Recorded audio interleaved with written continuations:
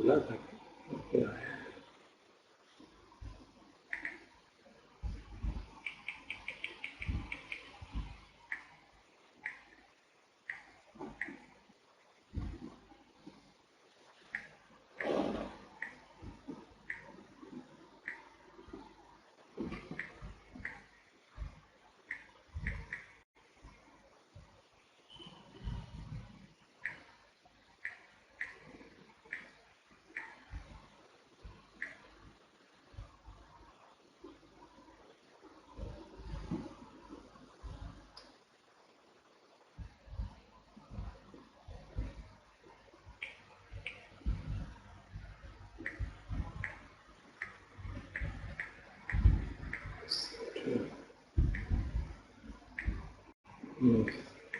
Password ही नहीं match कर रहा। जी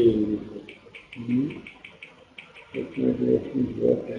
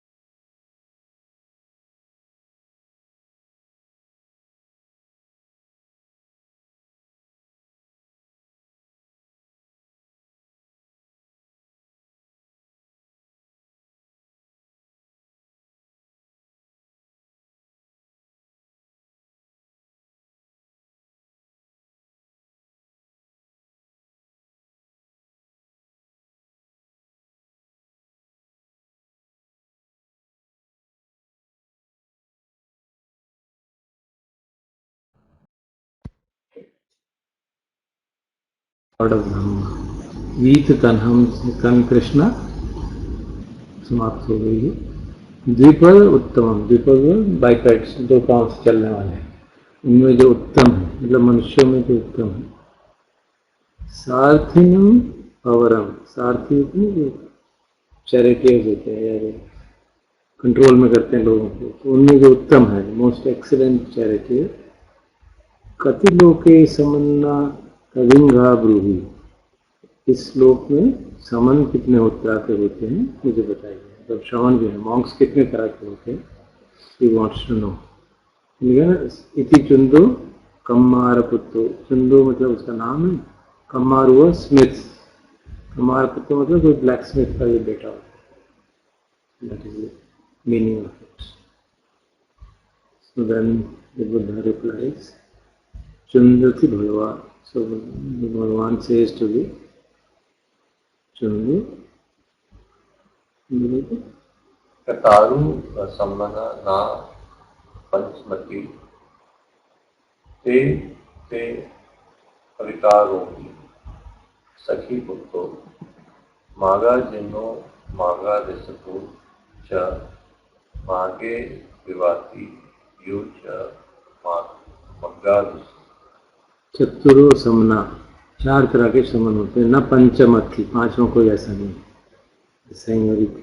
ते अविकारो में, मतलब जो छुपा हुआ उसको मैं सामने करता हूँ। सखी पुत्रो, आपने सामने मेरे पूछा, you asked it in person, so I am revealing it to you. What are those word?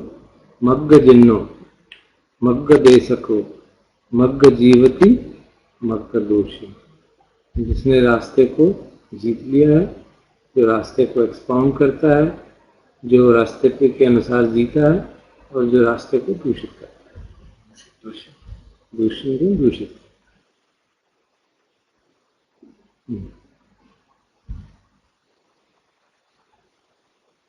Now the explanation of, so the Chandra is asking me, बताओ इनके बारे में।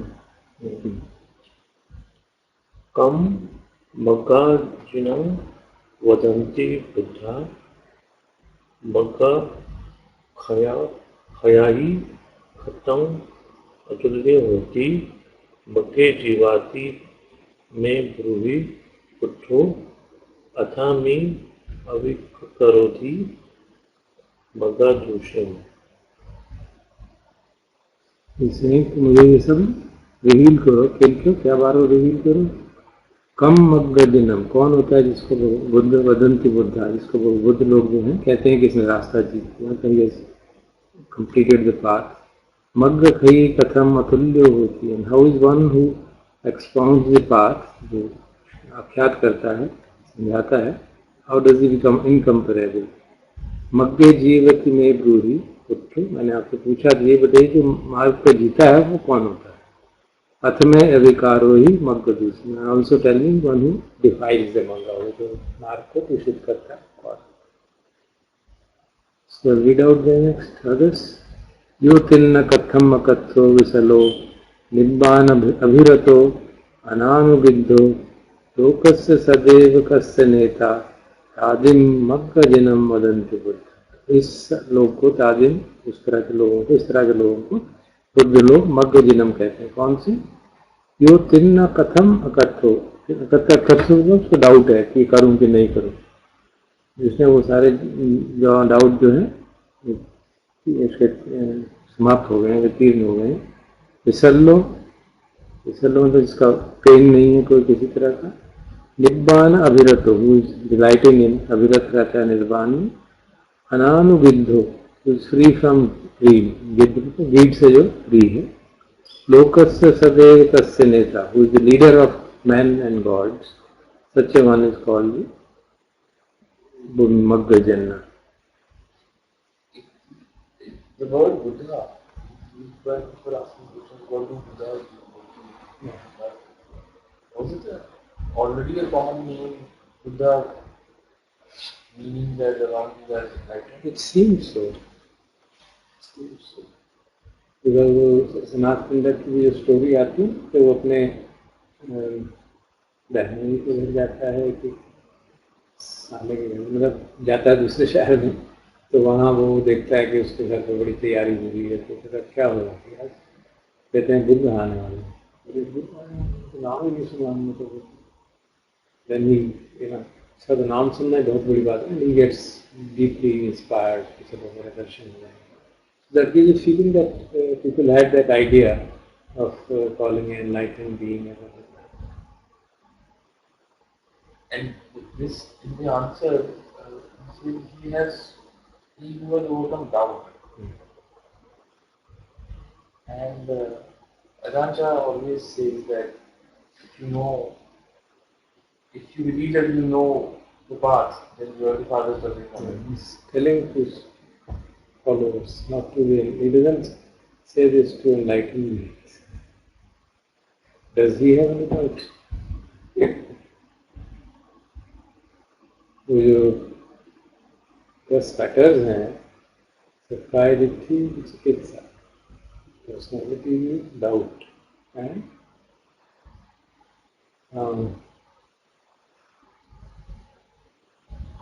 Shila Paramos, attachment to the rights and rituals. So this is being spoken in that sense, not in the sense of saying that I have perfect knowledge about everything, but in the sense that I am clear what is the path. There is no doubt about the path. So at our level,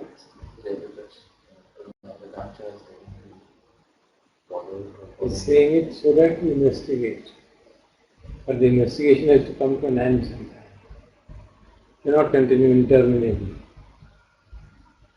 So for us, that if we are in doubt, is it good or making progress? I don't say it is good or bad. It is there, that's it. And if we are clear, then we should say it's good. If doubt, and do you mean to say that Ajahn Chah is saying that you should keep on holding on to doubt? He couldn't really. Or is he saying that it's a doubt word he is using, but maybe I don't know if it means doubt or it means questioning things. Because sometimes basically is the context. I don't know in what context it is being said. He used to, most of the time he will give talks to villagers and the people who are late people coming to him and asking about funny questions. And some people may be blind belief होगा उनका, तो उनसे कहते हैं doubt रखना चाहिए, should not get into blind belief. So he won't say same thing to Ajahn Suya, तो doubt बनाए रखना चाहिए. Because this is a factor. Possibly doubt also means is that he wants to tell you that the mind interpreting an event as good or bad is possibly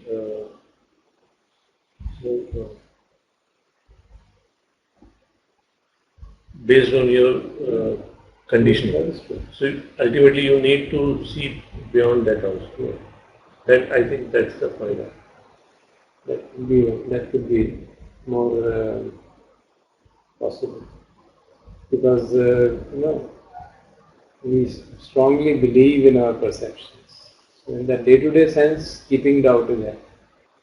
इसने मुझे ऐसा कहा, ये इसीलिए कहा कि ऐसा है. So keep a doubt on that. So we always say in day-to-day interactions, idea of maybe should be kept in mind because we have a strong attachment to our perceptions. So to that extent, it is true.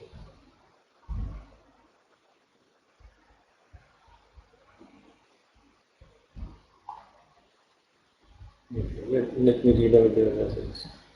Paramam paramanti yodhanatva akkhati vibhajyate iddheva dhammam tam kankha chiddam munim manejam dvitiyam vikkhum namahu maggadeshim. So maggadeshim किसको कहते हैं? maggadeshim मतलब देशना देता है, one who teaches, one who expounds the path. Paramam paramanti yodhanatva, जिसने जो best है, निर्वाण है इस संसार में, उसको जान लिया है, और known it, अखाति विभज्यते देव धर्म, जो धर्म को तोड़ के विभज्जा करके यहाँ पे सिखाता है. He expounds it in great detail. तम कंठ छिद्दम, that उस मुनि ने जिसने की डाउट खत्म कर दिए हैं. अनेजम, who is not has any desire, इसको दूसरी तरह का मोक्ष कहा है. थर्ड इज यो धम्म पदे सुदेशिते मग्गे जीवति संयतो सतीमा अनवज्ज परानि सेवमानो ततीयम भिक्षुनम आहु मग्ग जीवन. ये तीसरा भिक्षु है, इसको कहते हैं मग्ग जीवन, जो मतलब रास्ते के हिसाब से जी रहा है. What is his characteristic? यो धम्म पदे सुदेशिते मग्गे जीवति संयतो सतीमा, जो संयत होके सतीमान होके, जो धम्म का धर्म का जो रास्ता, यहाँ पे उन्होंने धम्म पद को एग्जैक्टली वही ट्रांसलेट कर दिया. जो धर्म का जो रास्ता बताया गया है, ठीक समझ से समझाया गया है, उसके हिसाब से जो अपना जीवन जीता है, संयत रहता है और अटेंटिव है. He is restrained and attentive. अनवज्ज पदान, अनवज्ज मतलब जो वर्जित नहीं है, ऐसे रास्ते पे चलता है. पदानी सेव मानव, जो उनको कल्टिवेट करता है. ततीयम भिक्षु, तो ये थर्ड कैटेगरी का माना जाता है. छडनम कत्पान सुबत्तानम पखंडी कुल दुसको पग्गभो मायावी असंयतो पलापो पतिरूपेण चरम समग्र दूष. इसको मग्गदूषी जो रास्ते को डिफाइन करने वाला कहा जाता है. छडनम कत्वानम सुबत्तानम, जो कि छडना मतलब छुपा के रखता है. कत्वान सुबत्तानम मतलब जो सुबत्तन है, जो अच्छे रास्ते मार्ग पे चलने वाले जो वर्चुअस हैं, उनकी वो नकल करता है काउंटर फीटिंग में. पाखंडी इज ब्रेगार्ड, जो ज़्यादा अपनी शेखी बगाड़ता है. कुल दुष्य को, जो अपने फैमिली के लिए डिस्ग्रेस है. पगब्बो इज इम्प्रूडेंट. मायावी डिसीटफुल है. असंयतो इज नॉट रेस्ट्रेन्ड. पलापो जो बोलता ही रहता है. पति रूपेण चरम, जो डिस्गाइस में चलता है, वो मॉन्क के कपड़े पहन के चलता है, उसका डिस्गाइस है. Is not really monk. So such a person is called the one who is defiled. Now see the last verse. Eta cha pativichi yogahatto sattva arya savako sapanyo sabbe neta disati nyatva iti disva nahapeti tasya saddha katham viduddhen asampaduttham शुभम अशुद्धेन समम करे. जो वो कहते हैं, ऐसा जो एक गृहस्थ जो है, एते पति विज्जति, जो ऐसा गृहस्थ इन सबको ठीक से समझते हुए इन चारों कैटेगरीज को, और जो सुत्वा है मतलब उसने धर्म सुना हुआ है. अरिय साव को, who is a disciple of a venerable one. सपन्यो, who has people who are knowledgeable. एक हाउस होल्डर जो नॉलेजेबल भिक्षुओं का डिसाइपल है. सच ए पर्सन सबे नेता दिशती जातवा, ये जान के कि सब इन सबको जान के ठीक से कि इस तरह के लोग, इस तरह के कैटेगरीज हैं. इति दिस्वा न थापे तस्य श्रद्धा, ऐसा देख के उसकी श्रद्धा नहीं होती उसकी. Seeing this, he does not lose faith. Katham hi dutthen asampraduttham. Now, how could such a person consider शुद्धम अशुद्धेन समम? असंप्रदुत्थम मतलब जो दुष्ट डिफाइल्ड वाला पर्सन है, one who is defiled, how can he consider it equal to one who is pure? But he retains, still he retains his shraddha among the, for the others. So this is the end of this section.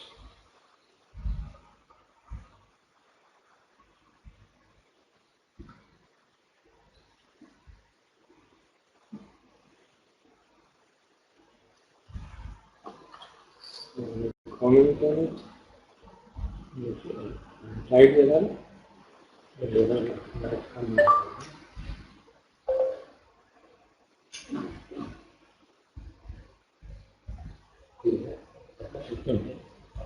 Arpan, any questions?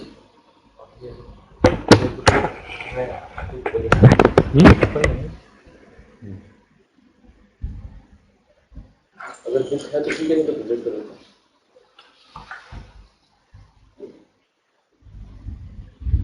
So, Sir, Arpan is asking what is the background to this sutta? This Smith apparently went there and asked him, उसकी background इतना ही दिया हुआ है कि the Smith went to Buddha and asked the question.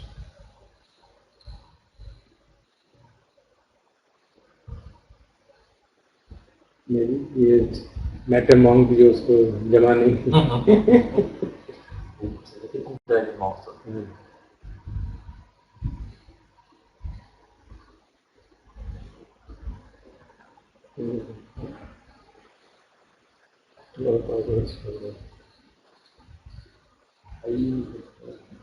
क्या link क्या होगा?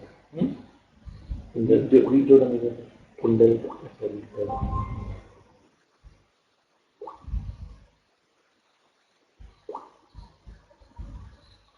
चलो इसी तरह कहते हैं यही तो बोल अच्छा तो समझ में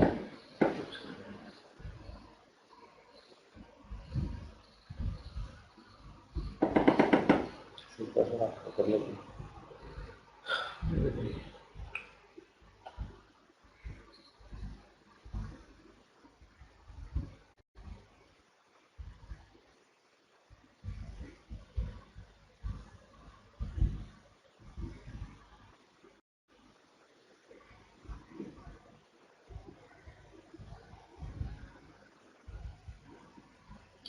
Arpan, I hope you are able to see the screen.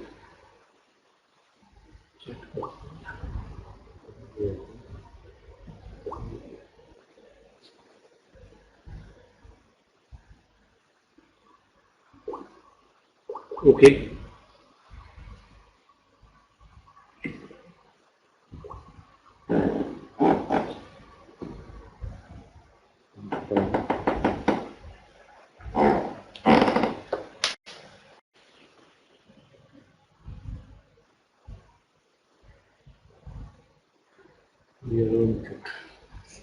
सुनाई करो.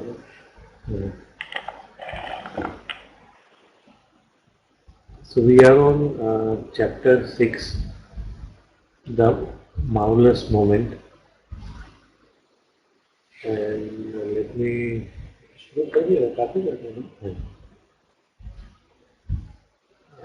try to summarize. You cannot take your head out of headache, right? Oh yeah, you can't pull your hand out. Okay. This sentence is interesting. The author says that for to be aware of reality, of living present, is to discover that at each moment the experience is all. There is nothing else beside it, no experience of you experiencing the experience. There is never a sensation of what senses sensation. And inner turmoil stops when I, in quotes, cannot escape, when you know that I cannot escape from the reality of the present. And the author continues, joy is distinguished from sorrow by comparing one state of mind with another. But sorrow can only be compared with the memory of joy, which is not at all the same thing as joy itself. Memory is corpse of an experience from which life has vanished. Sorrow even if we do not compare it with joy, it feels sorrowful. It's unpleasant. Even without comparison, there is comparison inherent to it. The physical pain will always feel impacted, but the second stage of mental anguish arising from physical pain is within our ability to prevent. But I think on the same level, when I think there is there is a mental counterpart to it also. For example, it's a physical pain. When something bad happens, and you feel bad about it because you are judging it and you are interpreting it in a particular manner. But that leaves a texture in the mind of a gloomy texture in the mind. Even when you are not remembering that, when you're on to your day-to-day work, the whole texture of the mind, the foundation of the mind is feels counter analogical to pain. There's a mental part of it. Even when you're not remembering it, we get in Dhamma and Upasana, there are texture of the mind and the content of the mind. So that is there, and you can interpret it and add on to it by remembering it again and again, but that remains for some time, even if you start to do other things.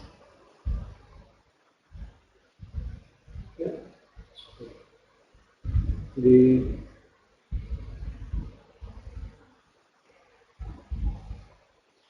suppose there is a bereavement in the family, okay? And it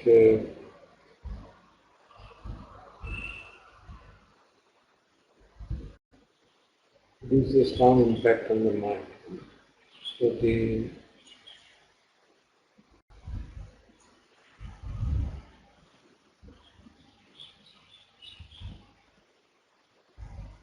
there is that vyapar or dvesh taking.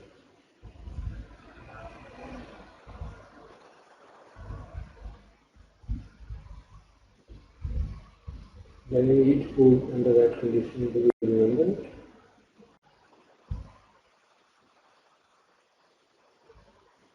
Does it really affect thinking of the food?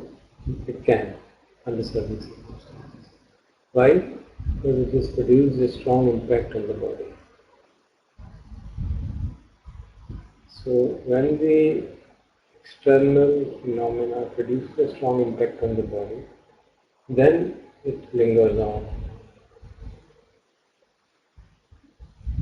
If you get upset and you shout at somebody, and immediately you get out of it, then it will not produce any effect. But if you can get angry and then hold on to it, the body starts getting affected. And then the effect of the body keeps on, it has a larger half-life. Is that right? Impact on the body is larger tendency to stay. I think. Is it the body or the mind? Because sometimes I try to take this analogy of a physical hurt and a mental hurt. Both have half-lives, and both can be topped up with churn of thoughts, continuous thoughts. So both physical pain can be topped up with the churn of the mind of misery, and the mental hurt also can be topped up. But both have some half-lives. Even if the churn is not there, there is a half-life of that. It will take time to. It depends on the manner of receiving that impact from outside. Physical pain is a much larger half-life. कल लगाओ में मेरी cut गई, खून बहता ही रहा, क्या करता उसका? So physical impact is beyond my control. But mental anguish is arising, passing away, arising, passing away, arising, passing away. You hold on to it. अगर इनिशियली काफी स्ट्रांगली होल्ड कर लिया फिर उसका रेजिस्ट इफेक्ट रहता है ना, वो देन इट वेक जैसे होता है ना, वेक बना रहता है उसका, एक सैडनेस, मरोजनेस, एंग्विश बना रहता है. Guys, I think I've experienced it even in the midst of deep anguish.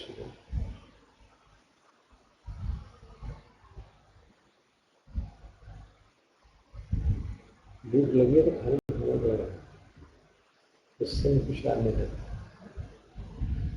I don't really.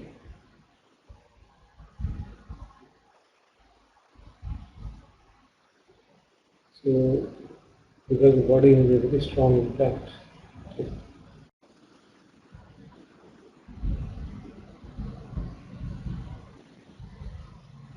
Remembering past, of course, makes it worse.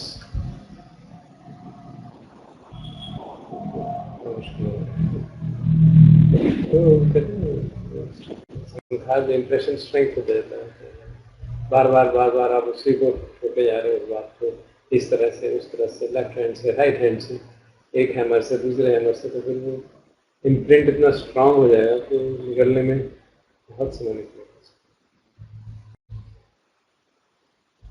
तो वो जो एनालॉजी है ना कि इसमें भगवान के एक डिस्कोर्स में आती है, 3 kinds of impressions are created.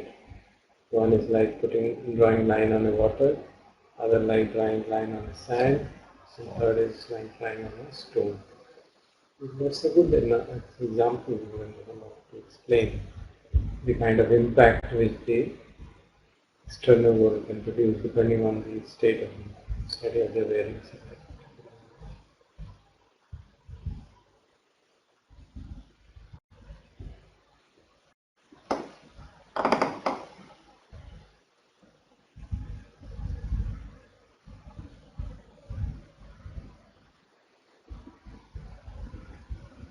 So, memory is corpse of an experience from which life has vanished.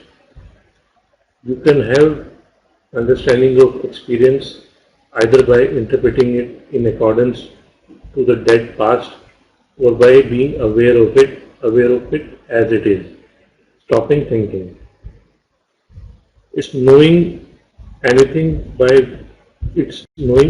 by words or knowing it immediately. That's the 2 different ways we say. We approach unpleasant experience by comparing it with the past. We try to adapt ourselves to the mysterious present by comparing it with the remembered past by naming and identifying it. We cannot get away from the fear by identifying them by names. It becomes as if fear is trying to escape from fear, or one could fight fire by fire. By doing this, we become molasses encrusted in a hard shell of tradition. At this point, receive the experience without resisting it or naming it, and the whole sense of conflict between I and the present reality vanishes. Resistance is futile as trying to swim against a roaring torrent. Art of living is to be completely sensitive to each moment. Open mind brings into play altogether new power of adaptation to life.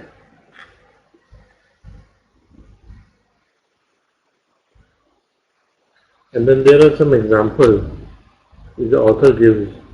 Supple willow survives the tough wind in a snowstorm, for whereas the unyielding branches of the pine accumulate snow until they crack. The springy boughs of the willow bend under its weight, drop the snow and jump back again. If when swimming You are caught in a strong current. It is fatal to resist. You must swim with it and gradually edge to the side. A shock absorber does not fall like a bowling pin when struck. It gives yet stays in the same place. A good mountaineer uses gravity, taking slow and heavy strides. Where the author concludes that the pain is inescapable and the resistance as a defense only makes it worse. Running away from fear is fear, fighting pain is pain, trying to be brave is being scared. If the mind is in pain, the mind is pain.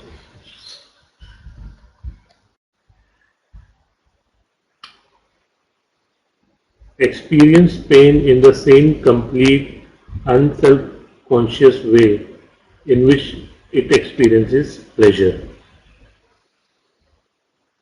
The pain is no longer problematic. I feel it, but there is no urge to get rid of it. When you actually see that you are the pain ceases to be a motive, for there is no one to be moved. You have really no choice but to be aware because you cannot separate yourself from the present and you cannot define it. To ask how to do this, what is the technique or the method, what are the steps and the rules, is to miss the point utterly. To name is to interpret experience by the past, to translate it into the memory, to bind the unknown into the system of the known. We suffer from the delusion that the entire universe is held in order by the categories of human thought, fearing that if we do not hold to them with utmost tenacity, everything will vanish into chaos. To look at life without words is not to lose the ability to form words, to think, remember, plan. For most of us, the other half of sanity lies simply in seeing and enjoying the unknown, just as we can enjoy music without knowing it, either how it is written or how the body hears it.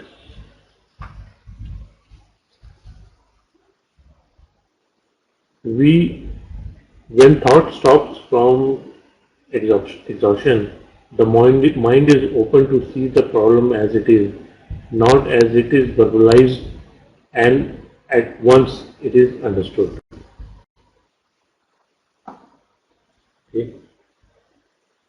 Sir, here the comment that you posted in the Facebook about Ajahn Amru's analogy, Amru, And Mritan Rams, the gatekeeper and the robber.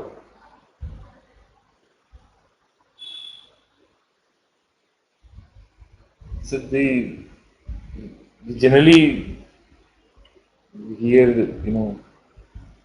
pure awareness and non-judgmental awareness and being with the moment and not resisting. वही तो कर रहा था I thought that was a very good example. Very good example. मैंने उसको वो जवाब दिया था एक दिन कि मैंने उसकी पूरा वेबसाइट पे डाला हुआ लिंक दिया हुआ उसका I didn't want to write a whole thing because लंबा जवाब है वो शायद मैंने कमेंट देखा नहीं उसमें मैंने try to explain it. See, if we study Satipatthana also, it's not just bare awareness. There are things to be done. Things to be learned, sikhati. Things to be reflected, tachyavekhati. Things to be investigated, yatha.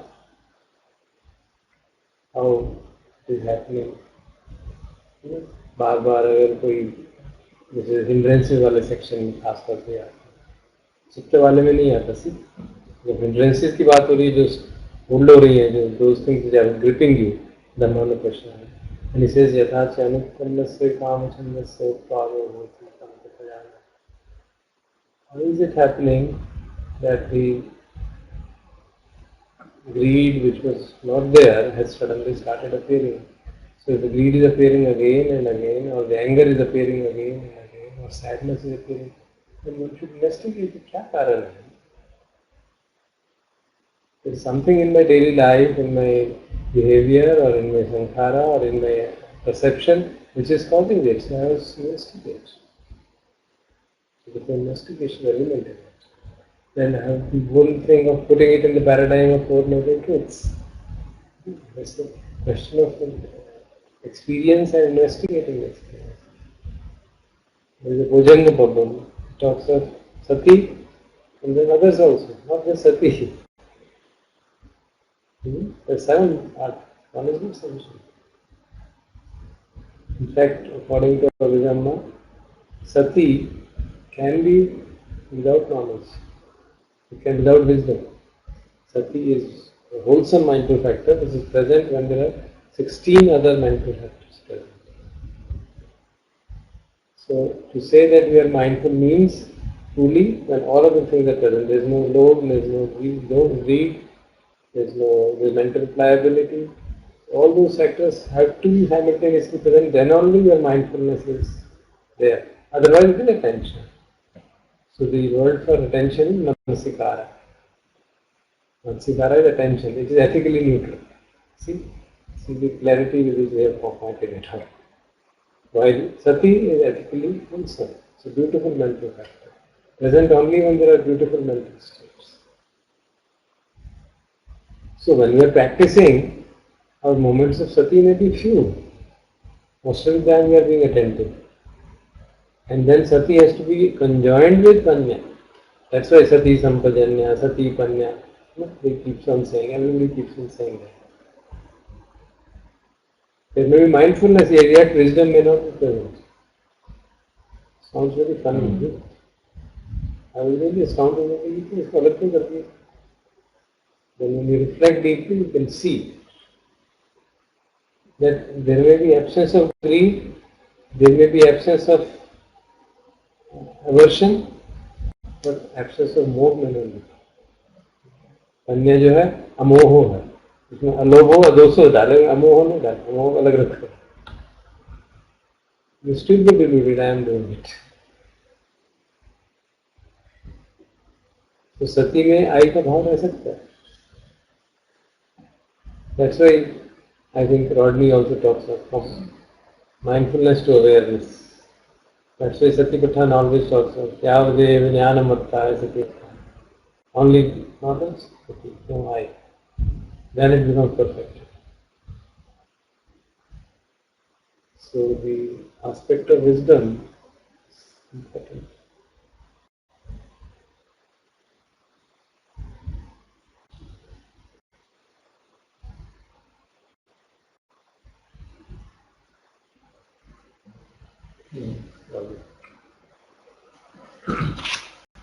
आपके पास नहीं रखा है? Page number 102.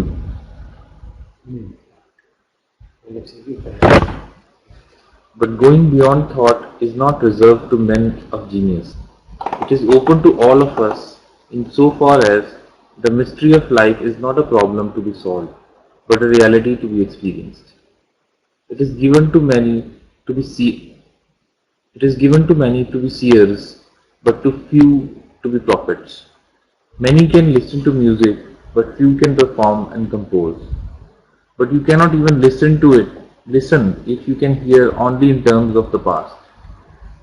What should we make of one of Mozart's symphonies if our ears were attuned only to the music of Tom Tom? We might get the rhythms, but almost nothing of the harmony and melody. In other words, we should fail to discover an essential element of the music. To be able to hear, much less write, such a symphony, men had to discover new noises. The vibrations of catgut, the sound of air of a tube and the hum of a plucked wire. They had to discover the whole word of tone as something entirely different from pulse. If I can only conceive pulse, I cannot appreciate tone. If I can think of painting only as a way of making colored photographs without a camera, I can see nothing but inaptitude in Chinese landscape. We learn nothing of very much importance when it can be explained entirely in terms of past experience. If it were possible to understand all things in terms of what we know already, we could convey the sense of color to a blind man with nothing but sound, taste, touch, and smell. If this is true in the various arts and sciences, it is thousand times much more true when we come to the understanding of life in a larger sense and want to have some knowledge of the ultimate reality or God.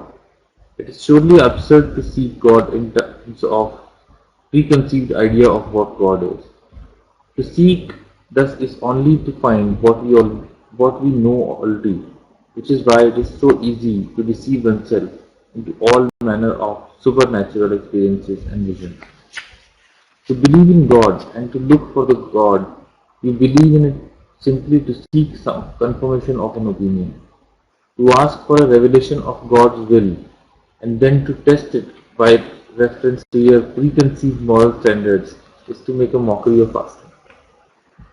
You knew the answer already. Seeking for God in this way is no more than asking for the stamp of absolute authority and certainty on what you believe in any case, for a guarantee that the unknown and the future will be continuation of what you want to retain from the past. A bigger and better fortress for I in this world. If we are open only to discoveries which will accord with what we know already, we may as well stay shut. This is why the marvelous achievements of science and technology are of so little real use to us. It is in vain that we can predict and control the course of events in the future unless we know how to live in the present. It is in vain that doctors prolong life if we spend the extra time being anxious to live still longer. It is in vain that it is in vain that engineers devise faster and easier means of travel if the new sights that we see are merely sorted and understood in terms of old prejudices. Just when taking pictures. It is in vain that we get the power of atom if we are just to continue in the rut of blowing people up. Tools such as these, as well as the tools of language and thought, are of real use to men only if they are awake, not lost in the dreamland of past and future, but in the closer touch with that point of experience where reality can alone be discovered, this moment. Here life is alive, vibrant, vivid, and present, containing depths which we have hardly begun to explore. But to see and understand it at all, the mind must not be divided into I and this experience. The moment must be what it is already is, all you are and all that you know. In this house there is no room for thee and me.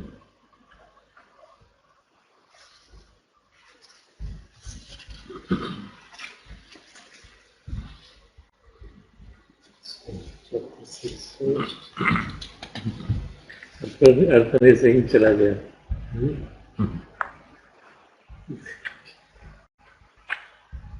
Finally chapter 8. Disturb कर दिए जाते हैं. नहीं, अर्पण का ना वो mic on कर दो.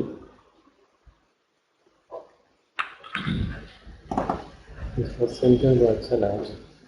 It is in vain that we can predict and control the course of events in future unless we know how to live in the present. तो तब फिर और जब वो फ्यूचर आएगा तब फिर और नेक्स्ट फ्यूचर में सोचते हैं.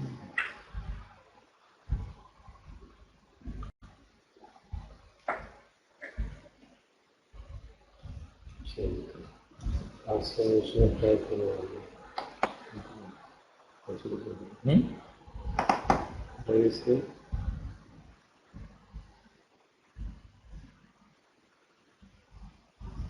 I had lost the text for a while. You're saying that if he wants to read. अभी कह रहे हो चला गया. Okay.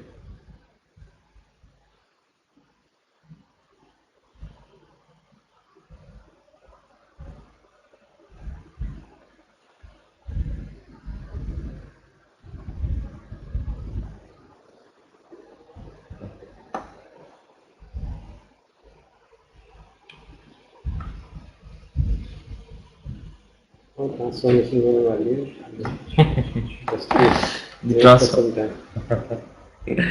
Transformation of life. The white man fancies himself as a practical person who wants to get results. White कहने की जरूरत नहीं है.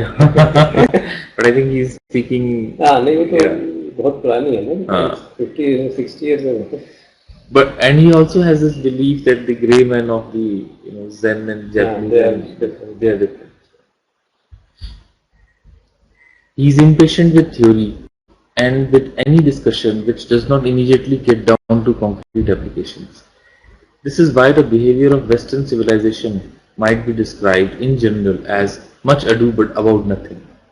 The proper meaning of theory is not idle speculation but vision, and it was rightly said that where there is no vision, the people perish. But vision in this sense does not mean dreams and ideals for the future. It means understanding of life as it is, of what we are and what we are doing. Without such understanding, it is simply ridiculous to talk of being practical and getting results. It is like walking busily in a fog. You just go round and round. You do not know where you are going nor what results you really want. To minds that think in this way, what we have discussed so far may seem so theoretical. These ideas are all very well, but do they work? Yet I must ask, what do you mean by work? The usual working test of philosophy is whether it makes people better and happier, whether it results in peace, cooperation and prosperity. Any question on this? Yet this is meaningless criterion without much theoretical understanding. What do you mean by happiness? What are better people better for? About what will you cooperate? What will you do with peace and prosperity? The answer to these questions depend entirely on what we are and what we actually want now. If, for example, we want at the same time both peace and isolation, brotherhood and security, for I, happiness and permanence, our wants are contradictory. Their results, however practical we may be about getting them, will be further contradictions. It is the old theory of wanting to have your cake and eat it too, to which the only possible conclusion is that you put it in your stomach and keep it there until you have violent indigestion. If we must be nationalist and have a sovereign state, we cannot also expect to have world peace. If we want to get everything at the lowest possible cost, we cannot expect to get the best quality. The balance between the two being mediocrity. If we make it an ideal to be morally superior, we cannot at the same time avoid self-righteousness. Very powerful statement that we see these days. If we cling to belief in God, we cannot likewise have faith, since faith is not clinging but letting go. So this is also very powerful. When we have made up our minds as to what we do want, there remains indeed many practical and technical problems. But there is no point at all in discussing these until we have made up our minds. There is in turn no possibility of making up our minds so long as they are split in two, so long as I am one thing and the experience another. If the mind is the directive force behind action, the mind and its vision of life must be healed before action can be anything but conflict.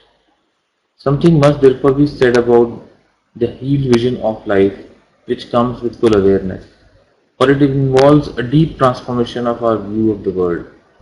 As well as words can describe it, This transformation consists in knowing and feeling that the world is an organic unity. In the ordinary way, we know there, this as a matter of information, but do not feel it to be true. Certainly, most people feel separate from everything that surrounds them. On the one hand, there is myself, and on the other, the rest of the universe. I am not rooted in the earth like a tree. I rattle around independently. I seem to be the center of everything, and yet cut off and alone. I can feel what is going on inside my body, but I can only guess what is going on in others. My conscious mind must have its roots and origins in the most unfathomable depths of being, yet it feels as if it lived all by itself in this tight little skull. Nevertheless, the physical reality is that my body exists only in relation to this universe, and in fact, I am as attached to it and independent on it as a leaf on a tree. I feel cut off only because I am split within myself, because I try to be divided from my own feelings and sensations. What I feel and sense, therefore, seems foreign to me. And on being aware of the unreality of this division, the universe does not seem foreign anymore. For I am what I know, but what I know is I. The sensation of the house across the street or of a star in the outer space is no less I than an itch on the sole of my foot or an idea in my brain. In another sense, I am also what I do not know. I am not aware of my own brain as a brain. In just the same way, I am not aware of the house across the street as a thing apart from my sensation of it. I know my brain has thoughts and feelings, and I know the house has sensations. In the same way and sense that I do not know my own brain or the house as a thing in itself, I do not know the private thoughts in your brain. But my brain, which is also I, your brain and the thoughts within it, as well as the house across the street, are all forms of an inextricably interwoven process called the real world. Conscious or unconscious of it, as I may be, it is all I in the sense that the sun, the air, and human society are just as vital to me as my brain or my lungs. If then this brain is my brain, unaware of it as I am, the sun is my sun, the air my air, and society my society.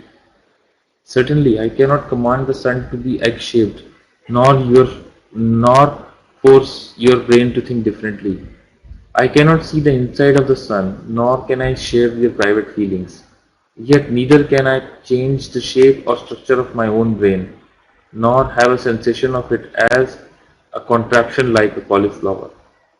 But if my brain is nonetheless I, the sun is I, the air is I, and society of which you are a member is also I, for all things are just as essential to my existence as my brain. But there is a sun apart from my sensation of it as an inference. The fact that I have a brain, though I cannot see it, is likewise an inference. We know about these things only in theory and not in immediate experience. But this external world of theoretical objects is, apparently, just as much a unity as the internal world of experience. From experience I infer that it exists, and because experience is a unity, I am my sensations. I like otherwise infer I must otherwise infer that this theoretical universe is a unity, that my body and the world form a single process. Now there have been many theories about the unity of the universe, but they have not delivered human beings from the isolation of egotism, from conflict, and from the fear of life, because there is a world of difference between an inference and a feeling. You can reason that the universe is a unity without feeling it to be so. You can establish the theory that your body is a movement of an unbroken process which involves all suns and stars, and yet continue to feel separate and lonely. For the feeling you must correspond the theory until you have also discovered the unity of inner experience. Despite all theories, you will feel that you are isolated from life as long as you are divided with it. But you will cease to feel isolated when you recognize, for example, that you do not have a sensation of the sky. You are that sensation. For all purposes of life, your sensation of the sky is the sky, and there is no you apart from what you sense, feel, and know. This is why the mystics and many of the poets give frequent utterance to the feeling that they are one with and the all, or united with God, or as Sir Edwin Arnold expressed it, foregoing self, the universe grows I. Sometimes, indeed, this feeling is purely sentimental, the poet being one with nature just as long as she is on her best behavior. I live not in myself, but I become a portion of that around me, and to me, high mountains are a feeling, but the hum of human cities torture. I can see nothing to loathe in nature, save to a link reluctantly in the fleshy chain, classed among creatures when the soul can flee, and with the sky, the peak, the heavenly plane of ocean or the stars mingle and not remain. This rural rapture from Byron is quite beside the point. He has only come to terms with nature to the extent that he has befriended his own human nature. The fly likes the sweetness of the honey, but not its stickiness, which makes him a link reluctant in a fleshy chain classed among creatures. The sentimentalist does not look into the depths of nature and see sluggish existences grazing there, suspended or slowly crawling close to the bottom. The leaden-eyed shark, the walrus, the turtle, the hairy sea leopard, and the stingray. Passions there, wars, pursuits, stripes, sight in those ocean depths, breathing that thick breathing air. Man has to discover that everything which he beholds in nature, the clammy foreign feeling world of ocean's depths, the wastes of ice, the reptiles of the swamp, the spiders and scorpions, the deserts of lifeless planets, has its counterparts within himself. He is not, then, at one with himself until he realizes that this underside of nature and feelings of horror which it gives him are also I. For all the qualities which we admire or loathe in the world around us are reflections from within. Though from a within there is also beyond, unconscious, vast, unknown. Our feelings about the crawling world of the vast nest and the snake pit are feelings about hidden aspects of our own bodies and brains, and of all their potentialities for unfamiliar creeps and shivers, for unsightly diseases and unimaginable imaginable pains. I do not know whether it is true, but it is said that some of the great sages of holy men have an apparently supernatural power over beasts and reptiles, which are always dangerous to ordinary mortals. If this is true, it is certainly because they are able to live at peace with the beasts and reptiles in themselves. They need not call the wild elephant behemoth or the sea monster leviathan. They address them familiarly as loose, long nosed, and slimy. The sense of unity with the all is not, however, a nebulous state of mind, a sort of trance in which all form and distinction is abolished, as if man and universe merged into a luminous mist of pale mob. Just as process and form, energy and matter, myself and experience are names for the ways of looking at the same thing. So one and and many, unity and multiplicity, identity and difference are not mutually exclusive opposites. They are each other. They much as the body is its various organs. To discover that the man are the one and the one is the many is to realize that both are words and noises representing what is at once obvious to sense and feeling. an enigma to logic and description. A young man in search of spiritual wisdom put himself under the instruction of a celebrity holy man. The sage made him his personal attendant, and after months the young man complained that thus far he had received no instructions. What do you mean? Exclaimed the holy man. When you brought me my rice, didn't I eat it? When you brought me my tea, didn't I drink it? When you made salutations to me, didn't I return them? When I when when have I ever neglected to give you instruction? I'm afraid I don't understand, said the young man, totally mystified. When you want to see into it, answered the sage, see into it directly. When you begin to think about it, it is altogether missed. Plucking chrysanthemums, chrysanthemums, chrysanthemums along the east fence, gazing in silence at the southern hills, the birds flying home in pairs through the soft mountain air of dusk. In these things there is deep meaning, but when we are about to express it, we suddenly forget the words. The meaning is not the contemplative twilight and perhaps superficially idyllic atmosphere beloved of Chinese poets.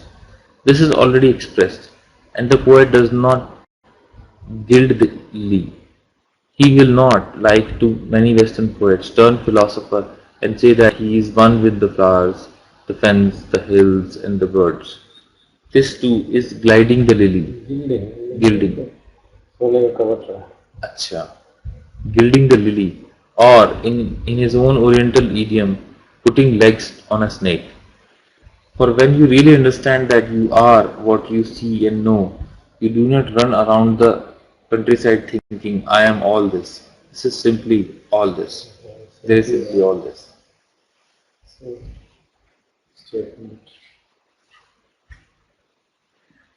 The feeling that we stand face to face with the world, cut off and set apart, has the greatest influence on thought and action.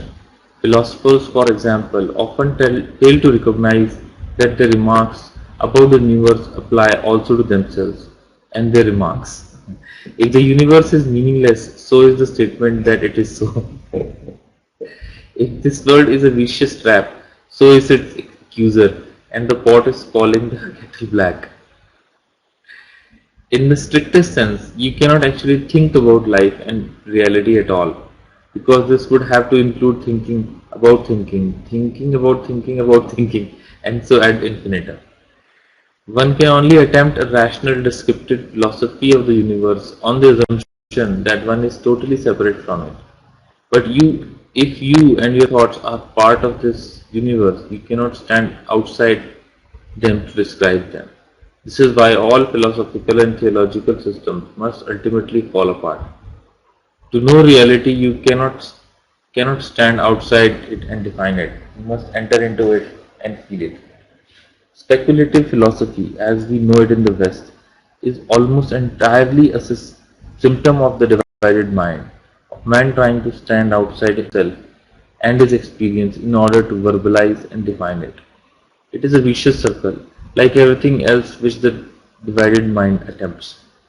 On the other hand, the realization that the mind is actually undivided must have a corresponding and equally far-reaching influence on thought and action.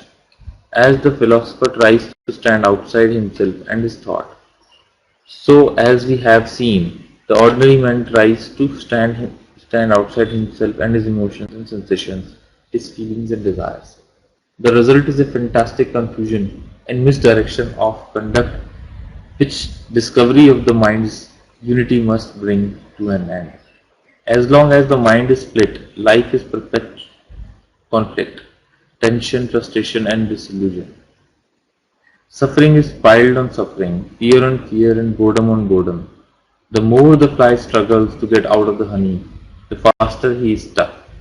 Under the pressure of so much strain and futility, it is no wonder at all the men seek release in violence and sensationalism, and in the reckless exploitation of their bodies, their appetites, the material world, and their fellow men. What this must add to the necessary and unavoidable pains of existence is incalculable. like take tea or name one. So Anything? नहीं चाय पीना चाहेंगे तो मिल जाएगी मैं मेरा नींबू पानी पीने का मैं गर्मी से करती हूँ आप is it okay? हाँ हाँ सर, ये तो गर्मी का मौसम है, नींबू पानी तो अच्छा है। So let us continue for another 5 minutes and then I've been normally done. अच्छा, so कभी we can finish also.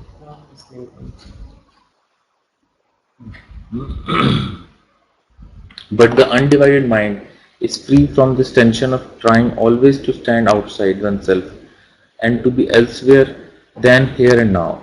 Each moment is lived completely, and there is thus a sense of fulfillment and completeness.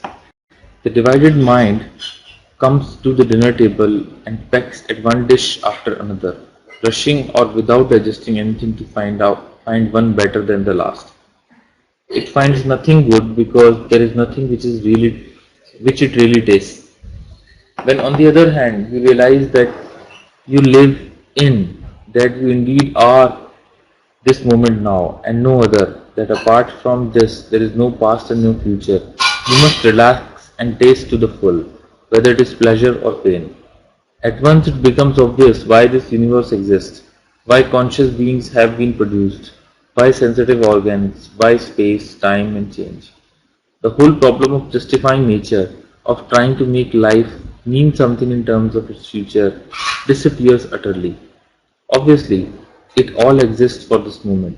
It is a dance. When you are dancing, you are not intent on getting somewhere.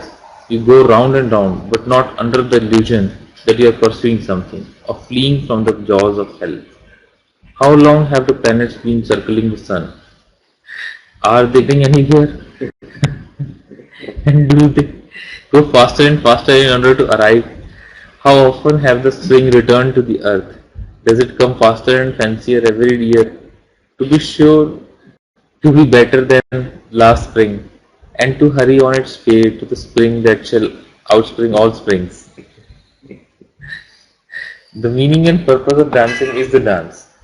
Like music also, it is fulfilled in each moment on its course. You do not play a sonata in order to reach final chord.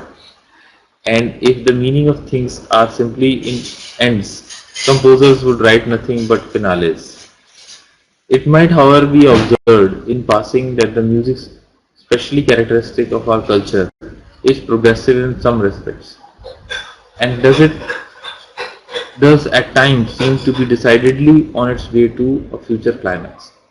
But when it gets there, it does not know what to do with itself. Beethoven, Brahms, and Wagner are particularly guilty of working up to colossal climaxes and conclusions, and then blasting away at the same chord again and over again, ruining the moment by being reluctant to leave it. When each moment becomes an expectation life is deprived of fulfillment. The death is dreaded for it seems that here expectations must come to an end. While there is life, there is hope, and if one lives and hopes, that is indeed the end. But to the undivided mind, that is another moment, complete with every moment, and cannot yield its secret unless lived to the full. And I laid me down with a will. That is the epitome of the truth, that in each moment we are thrust into unknown. Here all clinging to security is compelled to cease. And wherever the past is dropped away and safety abandoned, life is renewed. Death is the unknown in which all of us lived before birth. Nothing is more creative than death, since it is the whole secret of life. It means that the past must be abandoned, the unknown cannot be avoided, and I cannot continue, and that nothing can be ultimately fixed. When a man knows this, he lives the first life in his life, first time in his life, for the first time in his life. By holding his breath, he loses it. By letting it go, he finds it. Unsold land. German. तो उसका translation नीचे दिया हुआ है. अच्छा. As long as you do not know how to die and come to life again, you are but a sorry traveler on this dark earth.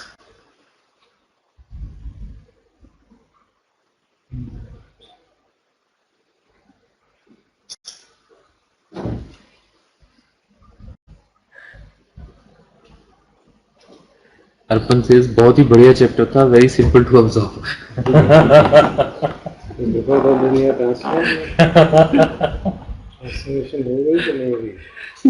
Arpan sir पूछ रहे हैं ट्रांसफॉर्मेशन हो गई कि नहीं.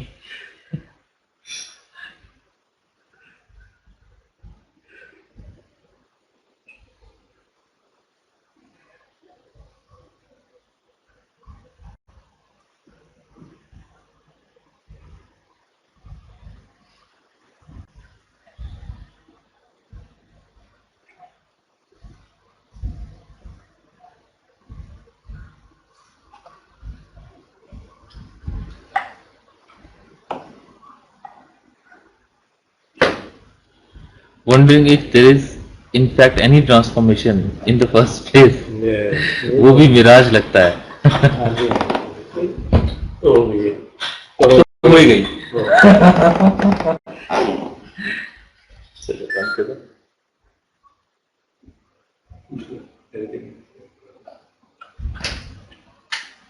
Arpan, any other comment? Otherwise we'll close the session. आज चाय नहीं मिली. अर्पण आज नींबू पानी है. Thanks and enjoy green tea. Green tea नहीं है.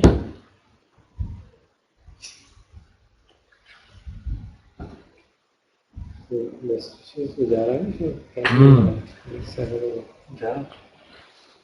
So Arpan, are you so you're going next week, right? Sir.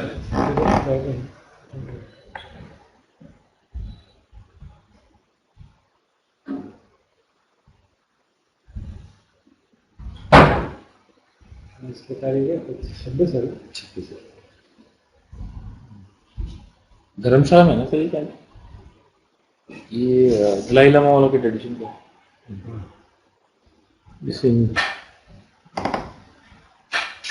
हाँ, इसमें I'll be away Saturday onwards. Frustration,